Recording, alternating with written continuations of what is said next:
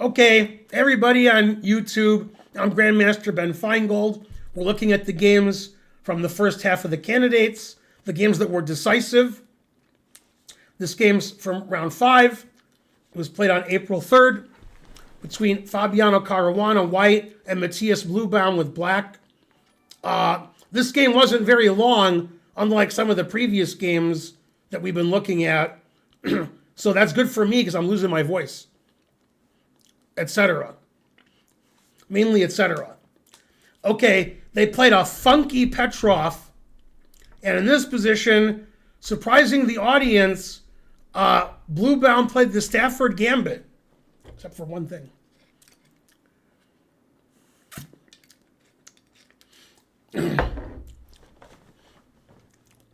No, he didn't do that.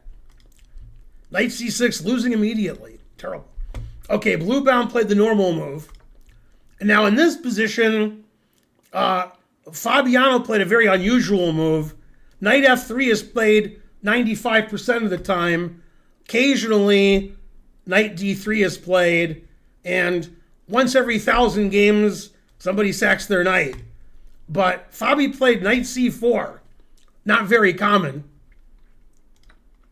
Then Knight c3. So Fabi's working on his knight moves. Doesn't give white an advantage, but takes black out of their prep mainly. Okay, and the engine says it's equal. Bishop d2. White wants to castle queenside. They have interesting position. f4. The engine says this is all equal.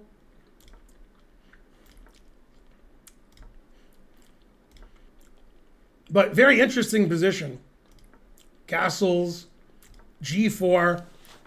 Now, if I was playing this game, I want to have white here. I like white's kingside initiative. The engine says, it's equal.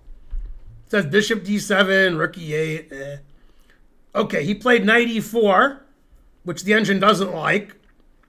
Now it says white's slightly better.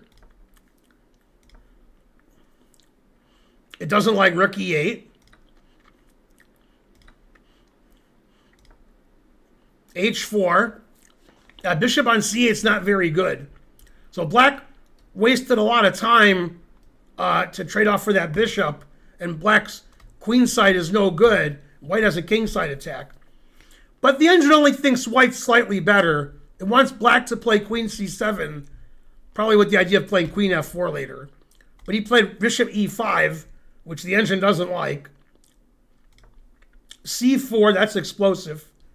Trying to open up lines here against the weak black center. Queen b6, threatening mate. c3.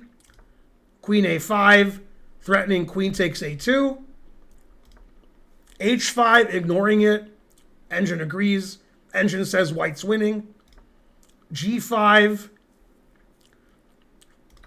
c takes d5. The engine actually likes knight takes d5. God damn. Then after it takes, bishop takes g5. And black's center's falling apart. His king's falling apart.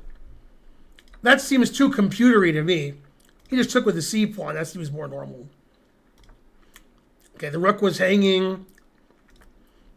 The engine likes knight c4, attacking the rook, the bishop, and the queen, sacrificing the knight. But if rook takes knight, then queen e2 gets the piece back. Yeah, the engine says white's winning. But what Fabi did is also winning. He played queen e2. Always play king b1, stopping black's only counterplay. c4, attacking the queen. Knight takes d5, attacking the bishop. Bishop c3, and black's position's falling apart. And you'll notice, even though we're on move 25, Blübaum hasn't moved his rook or bishop yet. White's pieces are all in the attack. The game ended quickly. Queen takes c4, trying to get to a lost endgame. Knight takes f6 check, threatening the bishop on e5. Queen e8 check. Black has one legal move. And h6 mate. You don't see mate very often in the candidates. It was nice of Blübaum not to resign so the onlookers can see checkmate on the board. A lot of times, the gawking rabble doesn't understand why somebody resigned. So if you're a grandmaster and you're getting mated in a move or two, sometimes you just get mated so the people watching are like, oh, that's mate. You don't see mate that often. It's nice to deliver checkmate. And even though the game was 28 moves, Black still never moved his rook or his bishop.